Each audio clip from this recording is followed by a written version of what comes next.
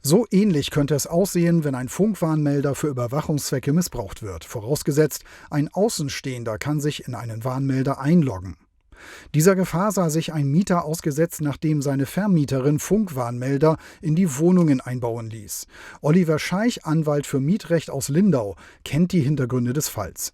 Die Vermieterin wollte mit einem Zusatzgerät von außen die Warnmelder warten. Der Mieter fürchtete, wer sich von außen Zugriff auf die Warnmelder verschafft, kann mit entsprechender technischer Kompetenz die Rauchwarnmelder zum Ausspionieren der Privatsphäre nutzen. Er klagte gegen den Einbau und ging vor das Bundesverfassungsgericht, allerdings ohne Erfolg.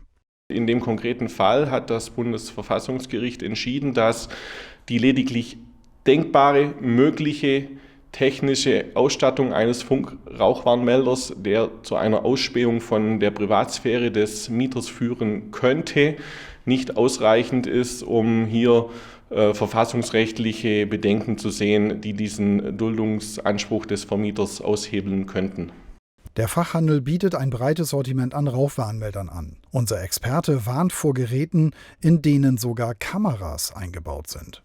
Also ich habe davon gehört, ich habe noch nie einen live gesehen. Ich habe es halt aus der Presse entnommen, dass es sowas geben sollte. Das sind auf dem Rauchwarnmeldergehäuse kleine Kameras montiert, ähnlich wie der eines Handys. Und diese Kameras sollen angeblich aufzeichnen, die bewerben das damit, dass der Rauchwarnmelder auch Rauchentwicklung frühzeitig erkennen kann. Rauchmelder mit Kameras gibt es in seinem Geschäft nicht. Dafür aber Funkwarnmelder, wenn auch ohne externes Zusatzgerät. Funkwarnmelder vernetzen sich untereinander und bieten optimalen Schutz. Für mich praktisch muss ich mich entscheiden, ob ich diesen Rauchwarnmelder im Kinderzimmer im 3. Stock unten im Erdgeschoss noch hören würde. Und dazu muss man vernetzen, dass wenn der oben im Kinderzimmer losgeht, im 3. Stock, dass ich das auch bis runter höre ins EG. Diese Funkwarnmelder sind für die Wartung nicht von außen zugänglich. Sie müssen konsequent nach 10 Jahren ausgetauscht werden. Das wäre bei unserem Beispiel im September 2026 der Fall. Sind sie länger im Betrieb, ist die Gefahr groß, dass sie nicht mehr zuverlässig vor einer Rauchentwicklung warnen. Denn bis dahin ist viel Hausstaub in die empfindlichen Kammern eingedrungen. Also rechnen muss man ganz einfach mit irgendwelchen Fehlalarmen, die immer häufiger werden.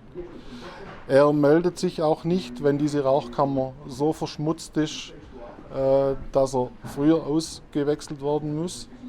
Er meldet sich auch nicht, wenn das Ablaufdatum, wie hier zu sehen, zu Ende ist.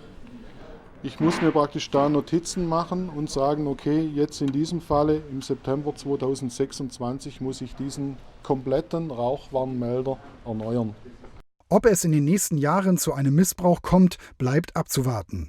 Bis dahin wachen die Warnmelder still und unauffällig über unsere Sicherheit, sodass wir uns sorglos in unseren eigenen 4 Wänden bewegen können.